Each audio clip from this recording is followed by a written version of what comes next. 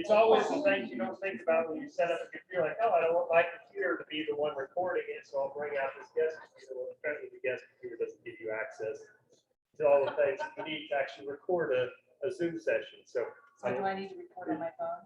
It's working now. Okay. So thank you guys for coming to the session regarding Still muted, apparently. equine digestive anatomy.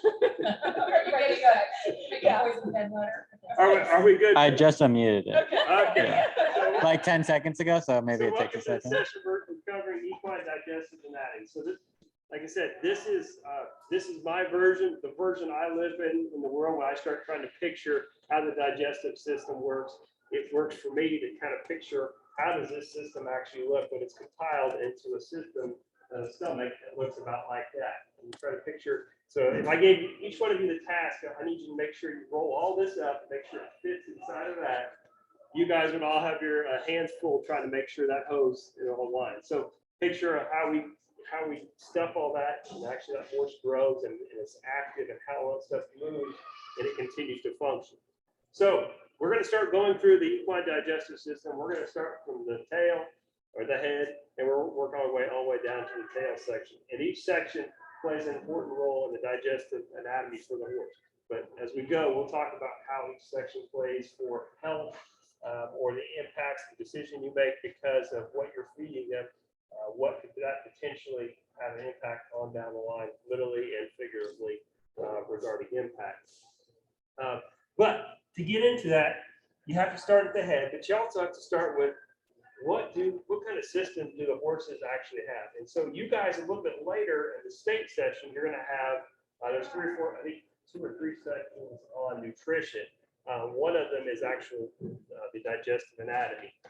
But I think having this plus that virtual session will have you a better understanding. And some are going to have a better understanding of certain areas and have a complete understanding. But it will really help you make those decisions. And what you have to understand is the horse has evolved over time. And sometimes you talk about just recently, we have the horse evolve. Well, up until about a couple thousand years ago, horses were not presented with grain. They didn't have the opportunity to eat grain. So what did they have? They had a bigger stomach because they would eat meals less frequently. Because what would they, or more frequent, but what would they want to do is try to avoid predators. So they'd eat, come back, eat, come back. So if there's a predator out there, they had to be able to stay back under cover. They also didn't have a digestive system designed to eat grain, eat concentrates. And so over time, the last couple thousand years, horses have started to evolve and started to change their body to be able to adapt to what we're doing. So we provide them concentrates. So they have to have a stomach that is able to break that stuff down, and they have a smaller stomach. So they don't need as much feed all at one time. They need smaller, frequent meals because they can't hold that much. So evolution has taken care of it. That's why if you were to pull some of the horses that maybe are running free range and have been generationally on free range all throughout the world, their digestive system will probably look a little bit different than some of the horses that we have been breeding foundationally for years and years and years. It's going to look completely different. So, but they all start with the equine head and how that feed is first taken into the horse's head. Obviously, we have horses that have teeth and unicorns that have teeth on the top and the bottom, and that is the beginning of the digestion process and one of the most important parts. Obviously, we have horses eating grain, we have different hay here that we're offering, as well as alfalfa cubes that are coming along here. All of them involve some type of chewing, which is really important because how that horse chews that determines the shape and the form and the function of that feed as it starts to work its way from here on down through the rest of the system. And how that form is will determine how well it's digested in the next situation that it becomes. So if you get a horse that's eating, let's say this alpha cube, and he's going here and he's got all nice flat teeth, he can grind side to side, he can pulverize that, get this down into very manageable size bite, swallow, digest. That's going to be digested fairly quickly, depending on what it is, and move its way down through the system. Another thing is corn. Has anybody ever seen corn come in and go out looking the exact same, depending on what you're eating? Part of that is the amount of surface area that corn has exposed. So it's got a hard outer shell. That is not very easily digested by a lot of our enzymes, which is what helps break down stuff. So if you don't somehow break that outer edge, that horse is going to digest it and probably utilize very little of that feed. But if you're able to first crack it or something like that prior to feeding it, and then they're able to grind it in these teeth, you're exposing the inside, the surface area at the inside of that corn to be able to be exposed. And so when that animal eats it and it goes down the digestive tract, it can be exposed to the enzymes actually start to break down and utilize that piece. So it's helpful there. The second part obviously is if you start to get the edges, which you'll probably talk about in some of the equine dentistry topics, why it's so important to flip teeth, because they do grind side to side. And then all of a sudden you have sharp points on the outside, correct? And so when they get that, if they start biting down and they start getting biting into their gums, they start getting ulcers in their gums, what are they going to be less likely to want to do? They're going to be less likely to want to grind very much. They're going to just try to swallow as much as they can. They're going to try to swallow. So you swallow very many of these alfalfa cubes, what do you get? You get choked. So as they move from the head on down through what we call the esophagus, which will be the next section we'll cover, which is this blue section, that's where we start to get buildup of different digestive getting caught in here. And that's where we start to have problems. That's where choke, the esophagus is kind of the point of no return. So we start to get down in there. It can still come back up. That's where choke comes in at. It can still come back up, but it doesn't come very easily. But that's an important reason why we have the quality teeth. So teeth are very important. The other part that we have is, so there's a saliva that's produced, and actually one of the actual enzymes it's produced is called salivary amylase. It's produced. So one of the initial enzymes that helps break down stuff, and it's caused by saliva. But the important process, one of the important things is the saliva that's produced by the action of food and digestive being in there, creating the saliva. So 3 gallons of saliva. That's what you have to deal with, especially if you got clover, you probably got more than that. You got slobber everywhere. But we've got 3 gallons of saliva being produced every day through the action of feed being in there. So that's important. So any questions on the head as we move from the head? So as we move from the head, now we're really going to start getting into the digestive system. Horses have 2 distinct digestive systems. They took the worst components of both worlds. They took the worst component of the human side. They took the worst component of the ruminant side. They pieced them together and said, God is giving you a horse. And here you go. And so now you are here on this world earth to be able to take care of that animal. So the first portion that we're going to talk about is almost exactly like a pig and a human. I mean, it functions almost identical. This is the section that has evolved over the last 2,000 years to be similar to the way we are, which is how do pet companies, pet food companies, how do they sell their products? They sell them to you, right? They're they're having a nice big thing of tuna, chicken, whatever that is. They're trying to sell to you. Then it looks good to you. You're going to like it and buy it for your animals. So that's what we're trying to do. Is we're trying to sell products that look good to you. So on down we come. So now we are in the esophagus. The esophagus is about 4 feet long. It enters through here. At this point, we can still return. So as we enter the esophagus, we are still good to return to cinder if we have to. That's obviously where choke occurs. So being it's a pretty long system tube, it can still work its way down through here.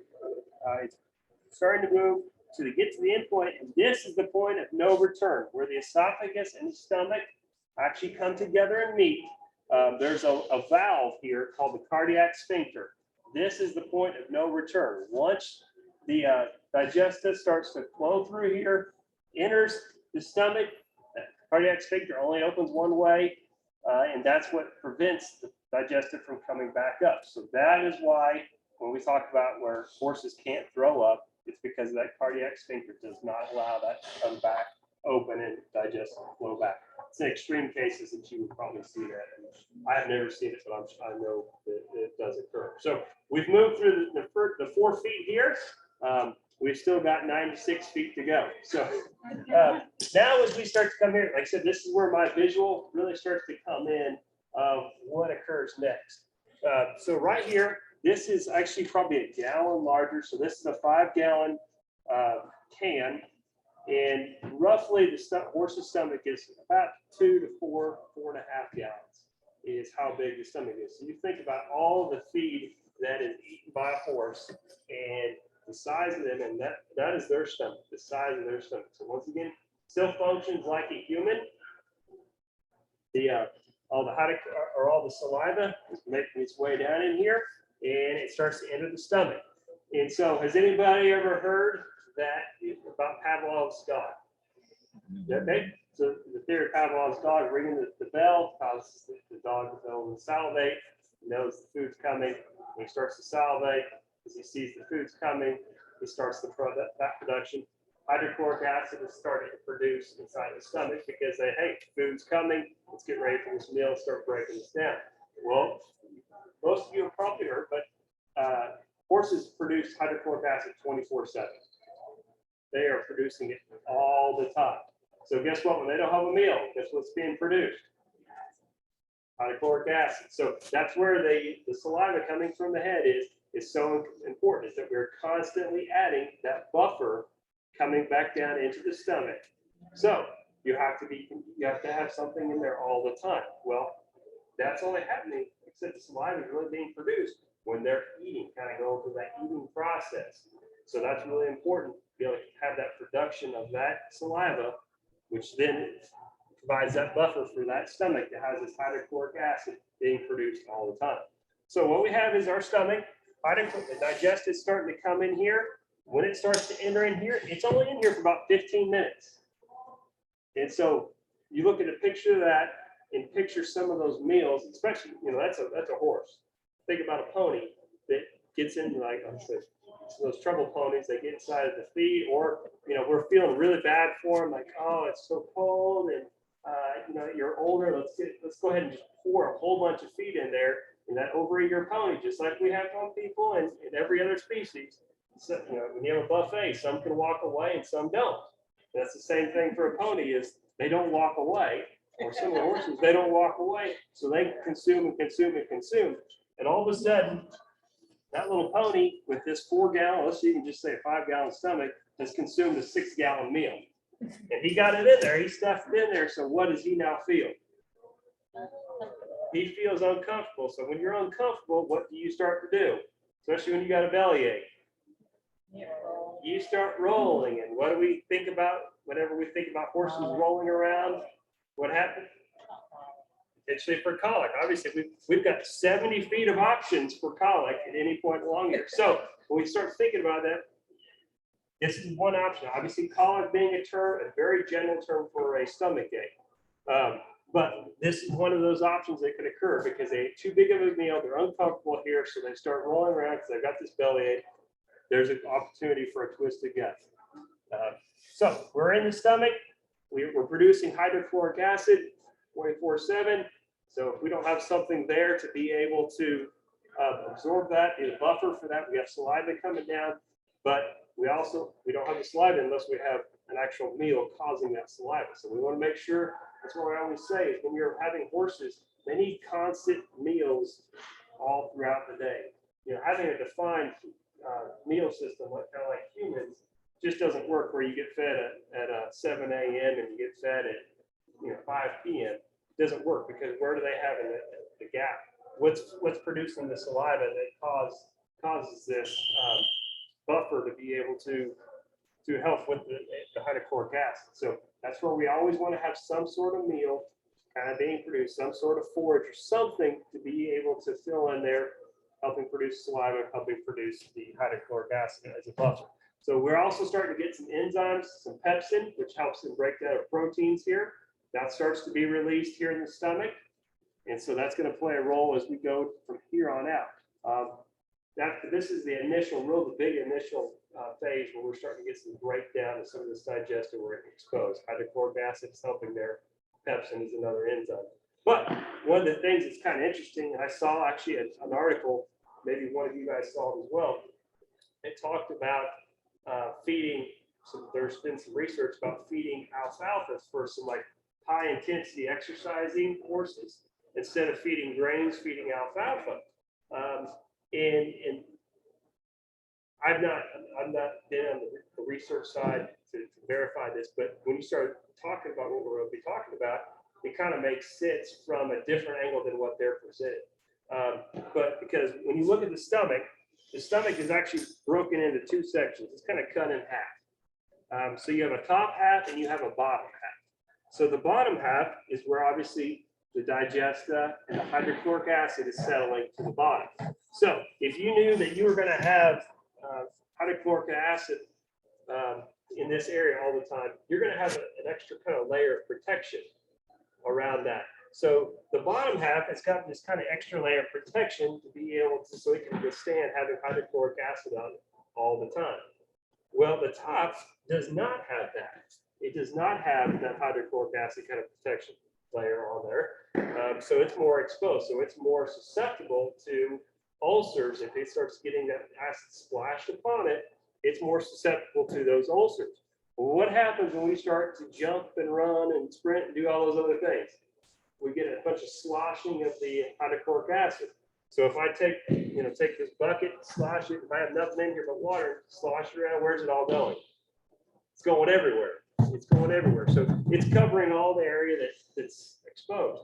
But if you have concentrates, so a high intense athlete, it's ate a bunch of grains to kind of give that energy. It's got some concentrates which have settled at the bottom, right? They're not filling. It's very dense. It falls down and kind of compacts, dense. Doesn't really change. When it still sloshes, everywhere.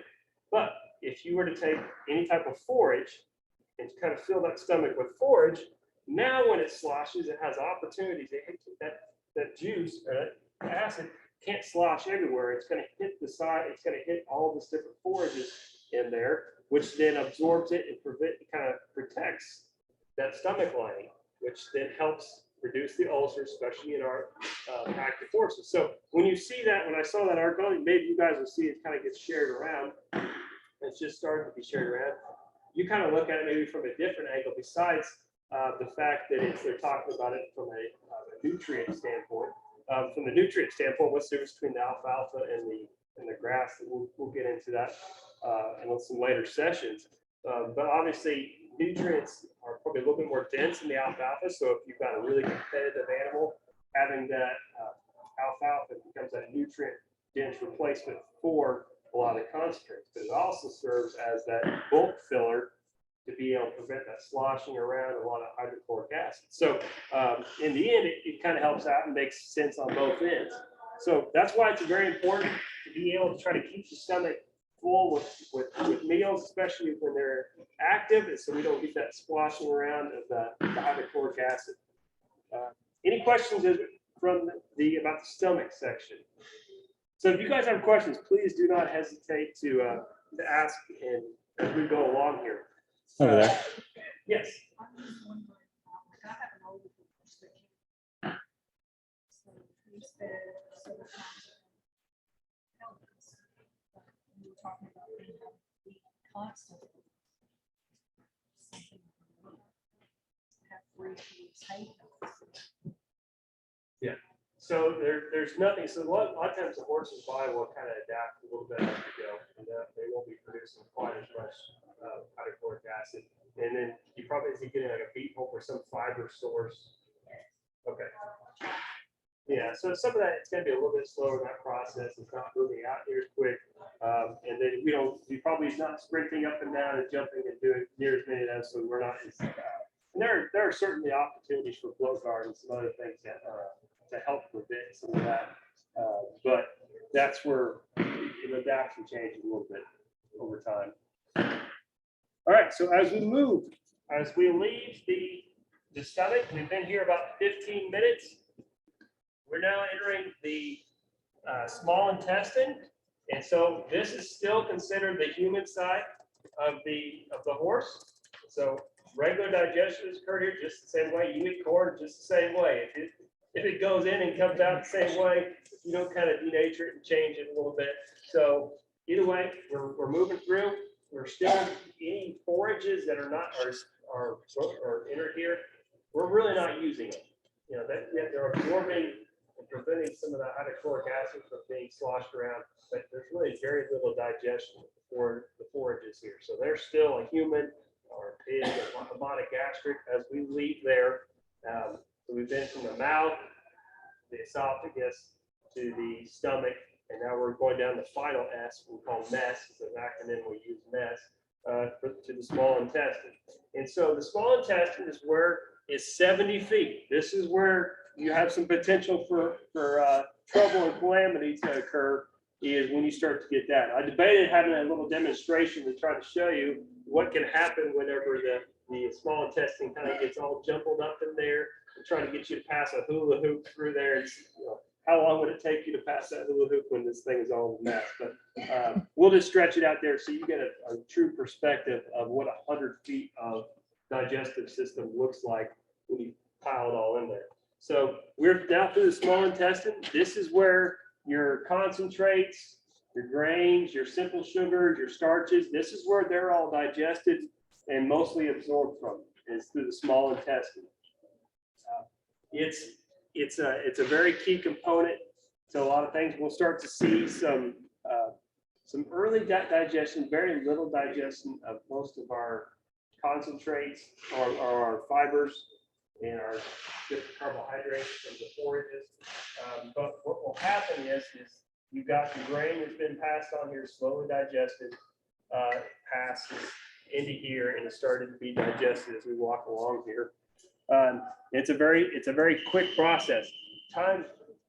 Concentrates enter the stomach, 15 minutes in there, to roughly about 1 hour for that concentrate to work its way down through the small intestine, where it's digested along the way. Different things are starting to come out of it. And this is really key for the horse, is that things are digested where they're supposed to be digested at. And what happens is, if you get a horse that eats a whole bunch of a concentrate, that it fills it and kind of overflows. So you eat so much, and they're moving it out as fast as possible, that they bypass one of these systems because they eat so much that the horse's body basically says, I can't digest enough of that. I'm going to have to kick it on down the line. It's going to be somebody else's problem. Sounds like humans a little bit. I can't do it, you do it. So I'm down the line. So that's what happens. So majority of things, this is where the horse is designed to be able to break down concentrates. If it doesn't happen here, this is where trouble starts to occur. So this is where your sugars, any type of corn, oats, things like that are starting to break down, and it's all through the enzymes that are produced. They come from the pancreas. The horse starts to produce enzymes from the pancreas. They don't have a gallbladder, so they're producing bile 24 hours a day, 7 days a week. So it's not triggered by a gallbladder where it's stored. They're always producing it. And so that's always being released. So they can't actually take fat. You know, we think because, well, they don't have a gallbladder, they can't do fat. Horses can do up to 15% fat. So sometimes instead of trying to get energy by feeding more of a hot diet, and hot diet being like grains, like corn, we can feed a little bit more energy dense things with a little bit more fats in it. That provides a lot more energy in it.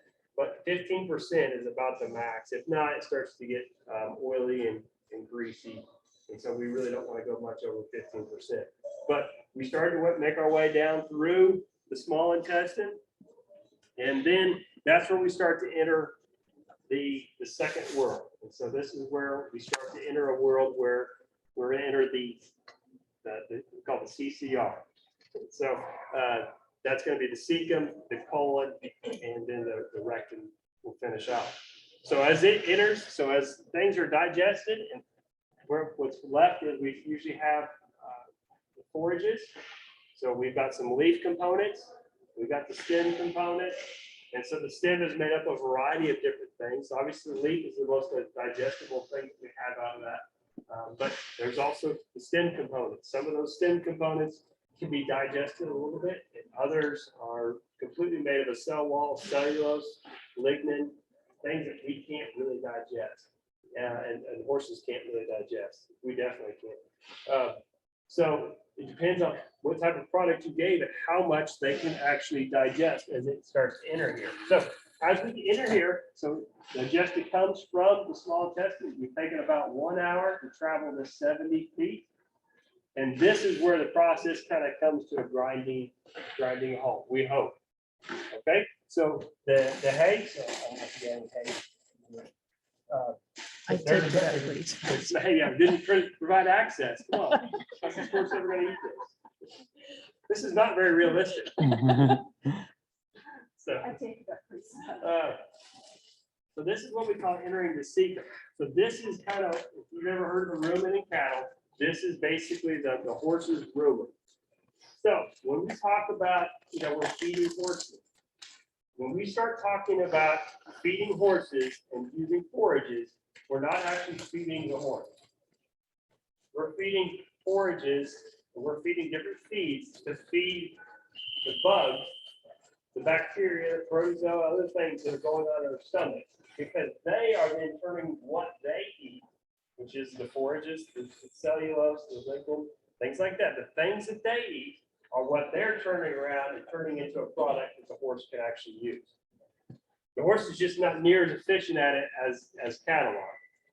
That's the biggest difference. So they're not near as efficient at being a monogastric like we are. They're just not near as efficient as being a ruminant like cattle, or goats, sheep maybe. But this is how they take advantage of it, and that's over time. So the hay starts to make its way in here, and it will probably sit in here for roughly, it can sit up for roughly 3 days, depending on the quality of that forage. So if they eat a whole bunch of straw, how much effort do you think it takes bugs to eat a whole bunch of straw? They may never get through it because it's made up a lot of cell wall and remnants of a plant that we use, and it was cut way past the actual maturity of the forage. We cut it more based on the seed, not the forage. So it's got a really tough cell wall. We'll talk about some of these other things when we look at different hays. But really tough cell wall. So when they digest it, it sits in there a long time. Well, guess what? They start to get filled up with that, and so they're not actually digesting much. So they're not actually producing much heat. Where does that play relevant? This winter, we had a couple of days where it was pretty dang cold, right? And so, everybody's thinking about what can we do? Do we blanket? Do we not blanket? Do we put them inside? Do we not put them inside?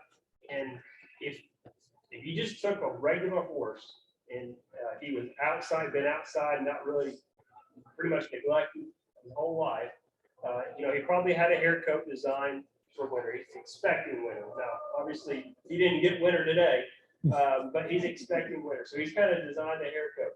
The number one thing that we can really do, if we haven't intervened, the number one thing we can really do when it's really cold like this is feed a very high quality diet. So you need a high quality forage, not concentrate, because what happens in a concentrate, just like when we're kids and you get the sugar rush, right?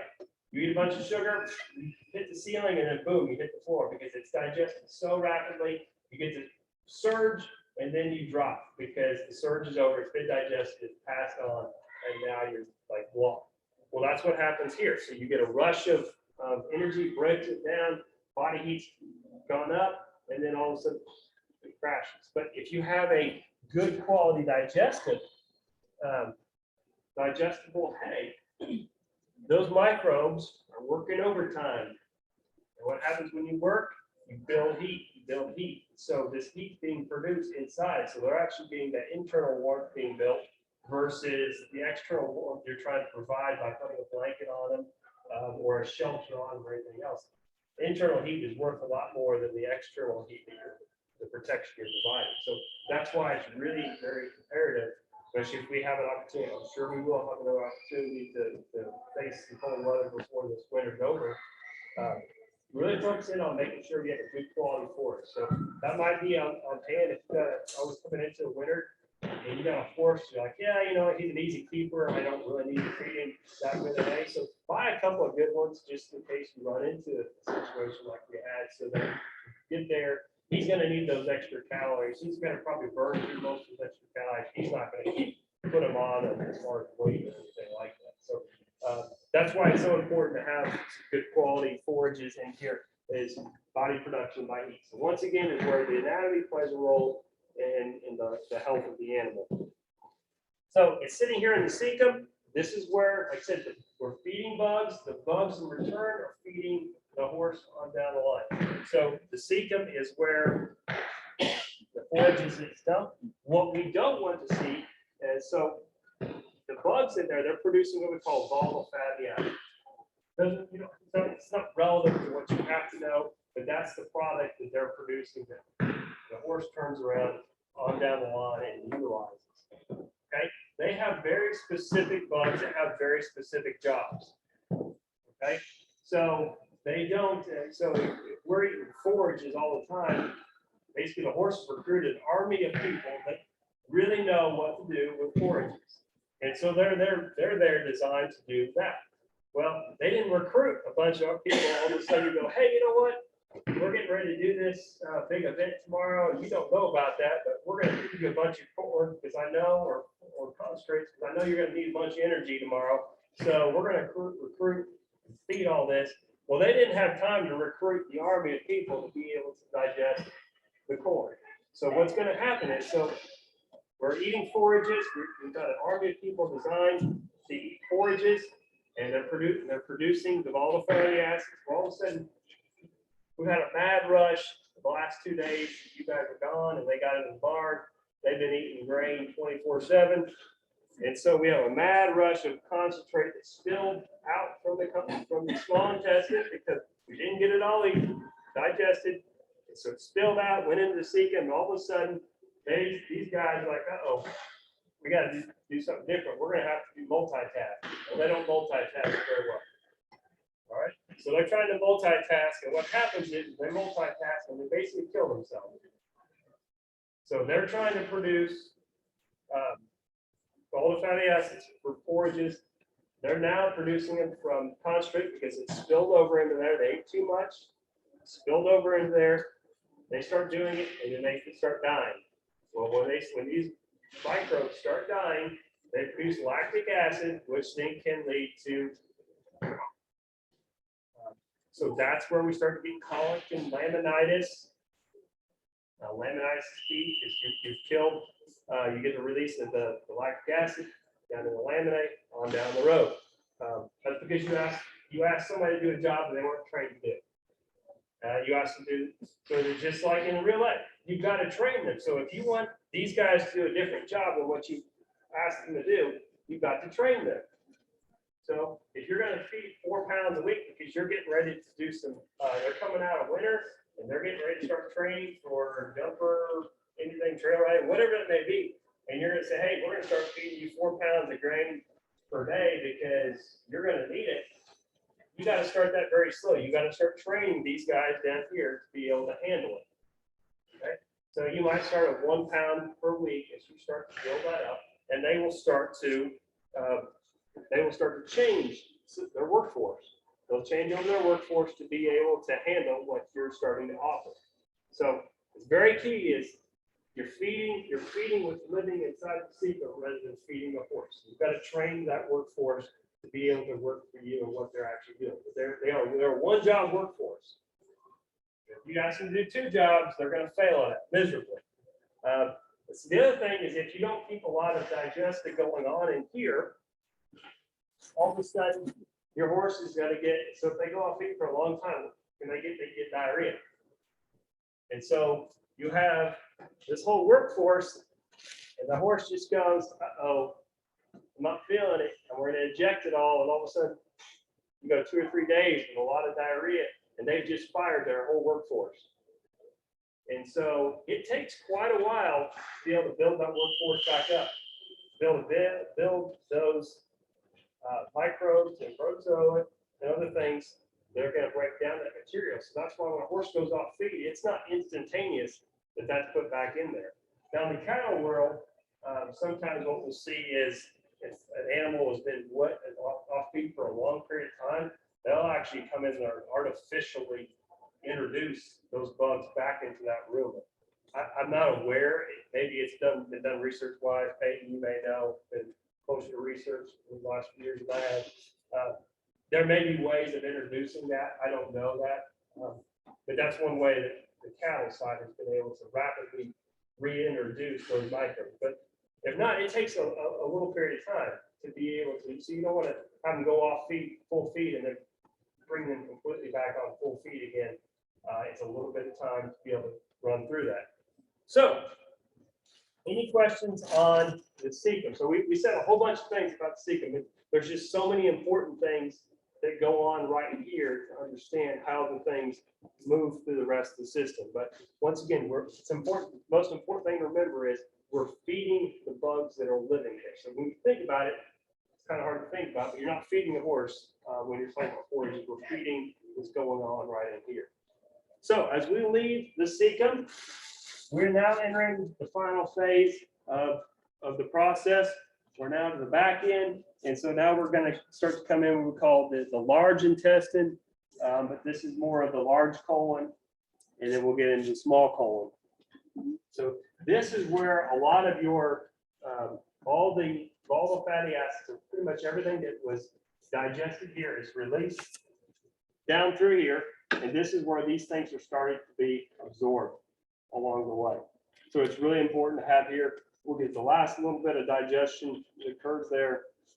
And everything else pretty much is getting ready to be absorbed right here through the large colon. One of the things that's really important right here is it absorbs the volatile fatty acids, but also absorbs water. And one of the big components that we have that you can have is with compaction. And so a lot of that becomes, because especially that's on the final end, compaction comes, or blockages come from dehydration. And so one of the biggest times for dehydration is when? Winter. Why is it? Because, well, a lot of times we blame, it's really us to blame. You know, we kind of think, well, you're not sweating, you're not extra, it's not hot, so you don't drink as much. But we have to remember, where is that animal? Most animals, where are they pulling a lot of water from all throughout the year, throughout the summer months, spring, fall time? The what? Grasses, right? So we may be measuring how much water they drink in their water tank, and it doesn't look that different, but we forget that they're pulling a lot of their moisture is coming from the grasses. We're talking about a grass that's 70% moisture, if not a little bit more. And so they're getting quite a bit of moisture that's coming through there. So what happens is right in this area is where we start to get the issues with dehydration, because they don't drink enough, they don't have access enough, the water gets frozen, and we check it at 7 a.m. and we check it at 4 p.m. or 5 p.m. And so they went all day long without drinking. We start thinking about all the saliva. Remember, 3 gallons a day is how much saliva they need to be able to produce. You start talking about how much water they actually need to drink. It's quite a bit that can be lost here. So that's really important in this process. That's where the water is absorbed. Hey, Matt, there was a Yes, question okay. online about, would adding yeast to the diet help with any hind gut digestion? Are you aware of that? That might be No. a Jenny question. Yeah, we could certainly, there's actually better experts, but there's no real, yeah, it would be in the hindgut, but that's not the protozoa. We're looking for a different type of reaction. That did bring up something else, and I'm trying to remember what I was going to say. You were talking about the cecum, all that heat that's created there. That's where a lot of the feeding our horses. That's one of my favorite things, is like feed your horses great hay in the winter time so that they have heat from the inside out. Yeah. And you don't have to. Yeah. So another one is anybody ever heard of urea? So urea is popular in cattle feed. So once we get the kind of difference between horses and cattle, so that's where cattle are kind of really remarkable machines, is that we can feed them a source called urea, and that is there could be some of their replacement for nitrogen. So when we feed our horses, alfalfa has a higher protein level, so nitrogen is that element. Then also some of our grains like soybean meal has a higher level of protein in it. But cattle we feed urea. And so the common misnomer is that urea will kill horses. And actually urea, cattle can handle, or horses can handle urea a little bit better than cattle because they don't break it down to ammonia. That's all about the world on it, all that stuff. We don't have to get into details on it. But the biggest thing that comes with urea and cattle or horses is urea gets absorbed and broken down right in here, the small intestine. And so most of it's absorbed. It's way too much, way more than they need. So it gets then filtered out through the urine. This is in the cattle, or for horses, this would be the section where urea would have to be feed. It's a nutrient we're feeding the microbes in here. So this is where it would be digested, like in the rumen or the cecum for horses, where it would be digested. Unfortunately, it's already absorbed and gone through here. If it's in a small enough amount, absorbed and gone. So that's why we can't use urea or other common things that you would hear of from the cattle side. But it's always a common question is what happens if somebody can you feed a lick tub? You've probably seen some of the feed stores will have a lick tub. Can you have one of those out there in a horse farm? You got cattle and horses at the same time. And for the most part, you probably can't. Depending on what it is. It's oftentimes easier just to say, don't feed horse feed or cattle feed the horses, because there are some products in some of the cattle feeds, growth promoters, that would be very, very toxic for horses. So, but in general, if we're talking about in general specifics, the amount, if it's because of urea that's in the lick tub, that's not going to usually be an issue for most horses. So if your horse escapes next door to the neighbors and licks on a tub, they're probably going to be okay as we go. Yes. Another question online. Could horses that are eating their own manure be trying to replenish the cecum? What you see is, yeah, potentially. You'll see that in foals trying to eat their own manure, but or that's not necessarily. You are to some degree trying to replenish, but that's more of a young horse thing than it is an older horse. You usually don't see it in old horse. If you do, it would be more causes for boredom, and that's why. Do you remember what that's called? I don't want to have to pronounce it. I can spell it. I don't want to pronounce it. It was like a hippology question. I was trying to remember. Cophrology. Yeah, coprophagy. Yes.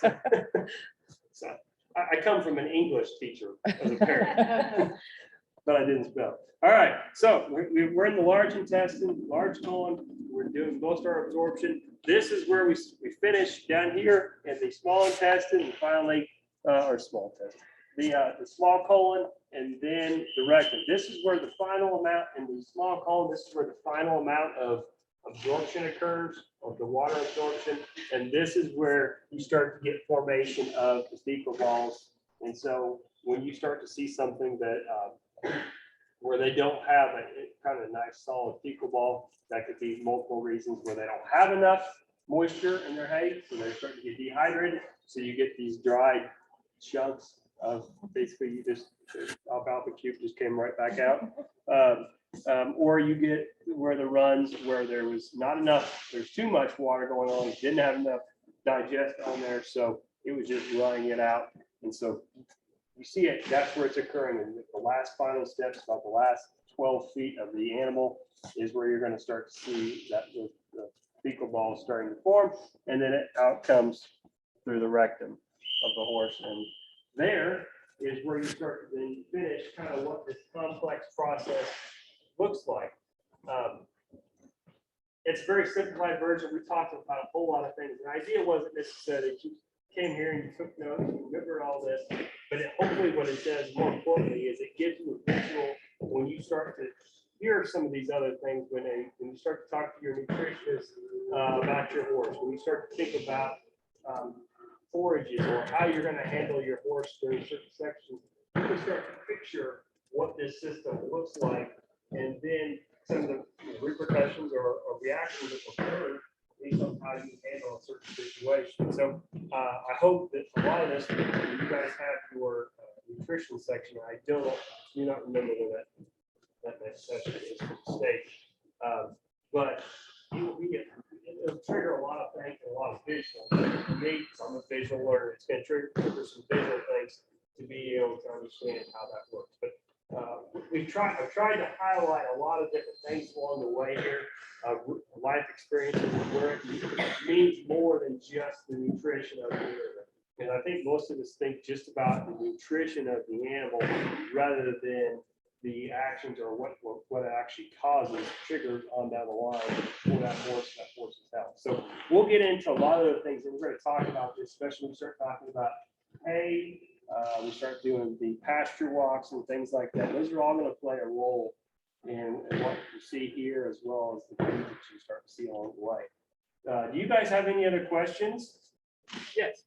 So 2 questions. One, obviously you said the stomach is like 15 minutes. Yeah. So trail rides and stuff like that, you're saying try to keep the acid obviously managed, but if that pays out.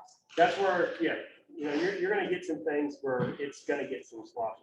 You can't change, you can't adapt. And it's not that one little bit splashed on it and it can't handle it. It's with a constant pressure of that. So it's not a moment in time, all of a sudden their stomach is empty and now it's completely exposed. And so that's where it sounds more dramatic when we talk about it than it actually is. But it's important to understand that. But no, it's not instantaneous. So if you go through a trail ride, you're not going to hurt them by going a little bit longer. But yeah. Can you repeat the question so they can So, hear I'm online? sorry. The question was, if you get a longer trail ride, and obviously the food is in the stomach for only 15 minutes for the most part, and that's concentrates are going to be towards the bottom, and that some of the other feed's going to be in a little bit longer. What happens after that 15 minutes is over, or you're on, hour 8 of that trail ride? Is that horse more susceptible to like hydrochloric acid and ulcers and things like that?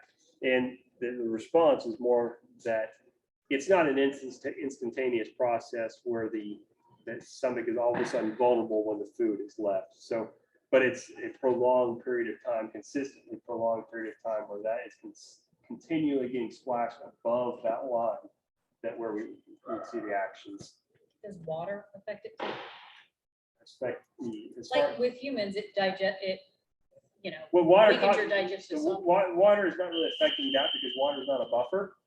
No, I'm saying, does it dilute the hydrochloric acid or does it affect it at all? No, the water is causing saliva.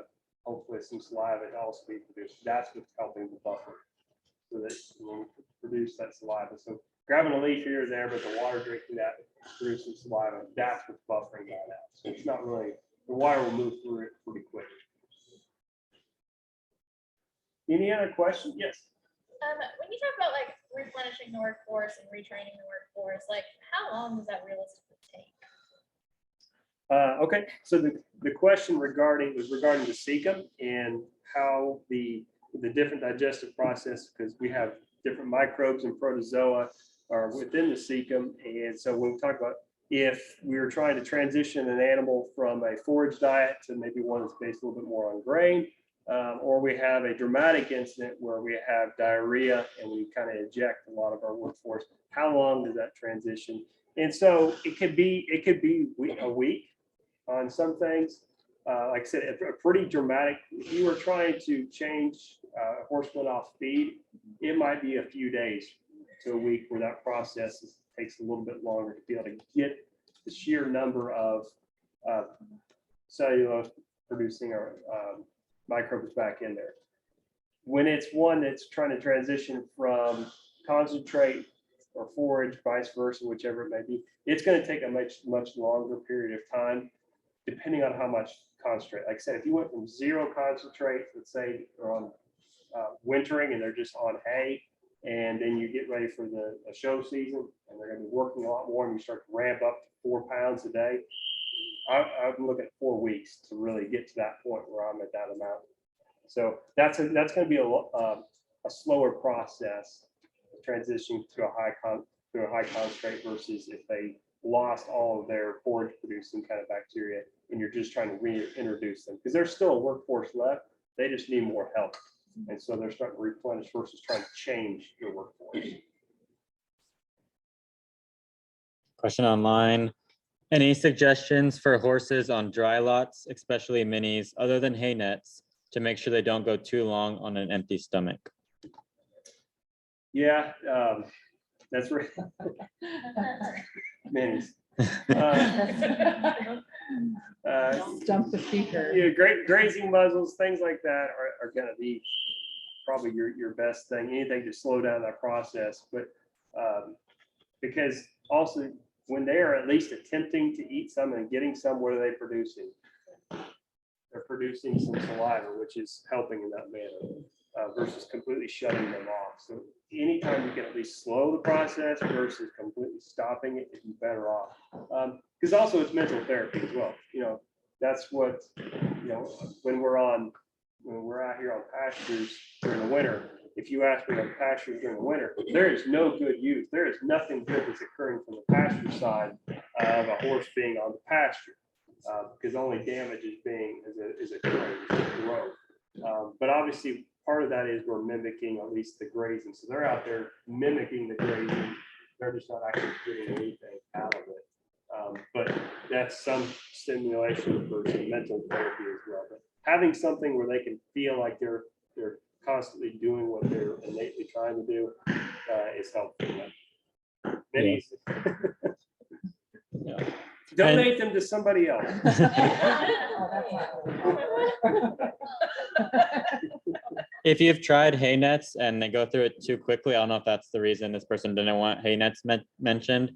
Most hay nets you see at Tractor Supply or whatever, they have 2-inch holes, which they go through those pretty quick. But online you can find them for like an inch and a half, and I found those take a lot longer to get through. So Yeah, it's like the same thing with dogs and anything else. I mean, the food mazes, for a lot of them, that's their mental challenge. And so giving them that, for one, if you inhale it down, what do you forget to do sometimes? You forget to chew.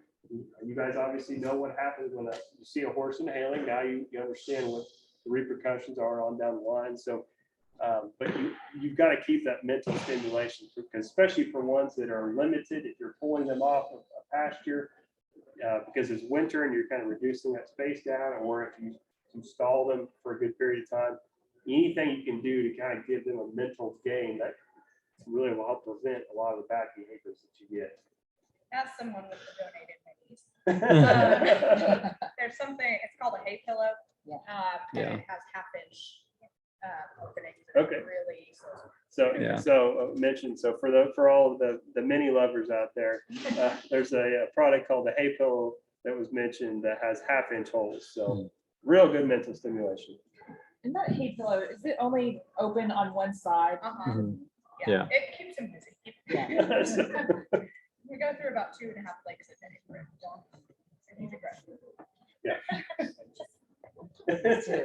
Donkeys will be And- hated, the hay pillow. And you're saving yourself some money, because hay's probably not going down anytime ever again. Where can you get it? Where can you get hay? Yeah, that's Yeah. you know what, we've been pretty fortunate actually as we go into this. Pretty fortunate we've had a milder winter than So what we far. could have, what we prepared for. Be It careful. doesn't really matter, because to this point it's been milder. So at least we're ahead of it if it was all that way. So it could be worse from here on out, and it still works, but hopefully maybe we've saved a bale, maybe 2. Any other questions? Well, I hope this was helpful for everybody. If not, it's helpful for me to review this and be prepared for any questions. But hopefully, like I said, this is going to pay off as you go through the rest of the classes as we go. That's why I really wanted to go through and do this class first. So hopefully it'll pay off on down the line as it kind of triggers something for each one of these classes you go through. So Peyton, you want to update what next week looks like? Megan, what next week looks like? Yeah, next week we'll meet here again, and we're going to talk about natural hoof care. So we have someone coming in who does both natural hoof care and even a little bit of body work to go with it. So we're going to talk about just what is the hoof, different parts and stuff, but also how does the foot and the way we manage it, how does that impact the shoulder and the jaw and the head and the back? Very interesting stuff of how it's all connected. So I think it's going to be more than just your typical, this is what a foot is or We'll whatever. bring a couple of horses in and we'll kind of walk through that and go through it. That's the 24th, but it says the 19th is pasture man. So, yeah, go ahead. Yeah, so that's going to be online. Once again, I'll just tell you this now, kind of preparing you for that. That's a good class. It's a lot of good content. It's going to be overwhelming. And so pasture management, that's the one topic that we get when we have on the registration form. It's like, what topic do you want to hear about the most? And that's typically the number one topic, just because that's the topic we're least familiar with or least comfortable with doing. So that's an ongoing process we're going to talk about all the time. And then we're going to do a pasture walk. For me, like I said, the visual learner than me, it helps for me to see what they're talking about and in live sessions. So this spring we'll have a pasture walk we'll kind of go through. So hopefully that will trigger some things, get you kind of prepared, and then we'll revisit a lot of those things as we go. And it's just there's not a one size fits all. Every one of you have a different situation, a different set of goals, different set of animals, whatever that may be. So your pasture looks completely different than the next person. So in general, they're going to talk very general terms. It's really hard to be general when it comes to pastures, just because we're all trying to manage minor miracles on our farms. And so, but we'll talk about that. So that's the next virtual session on Thursday. Thursday's pasture management online, and then we'll meet back here next Tuesday with a natural, not sure, hoof care. And the dentist is not coming on Tuesday. We're gonna figure that one out. We figured out we're gonna run short on time to try to file all that into one. So we're gonna try to do the equine dentistry on a separate session throughout the year. Might be during Master Horse, might be honest, when she comes back through, or if possible in the summer, sometime in July. But overall, it's usually Tuesdays in person if there is one that week, and then Thursdays are online overall, usually, right? Yep. You'll be trying to see it next Tuesday. What was that? We will do our best to Zoom. Obviously, that's going to be, you're changing angles a little bit more than just trying to roll like a football cart down. I expect it close. Yeah. Hold that little owl. Peyton is in charge of all of our audio visual things. So we'll see if we can make that happen. But we'll do our best to try to make those. If we can't do it live because connectivity, we'll try to do a recording. Right. And if we can't get a very good recording, we can't get a very good recording. So we'll do our best. We'll always do our best. I can tell you, like a pasture walk, it's just very difficult to do much of that. All righty. Well, thank you guys. I hope you enjoyed tonight. We will see you online on Thursday, and we'll see you in person on next Tuesday. Thank you. Have a good night. All the time.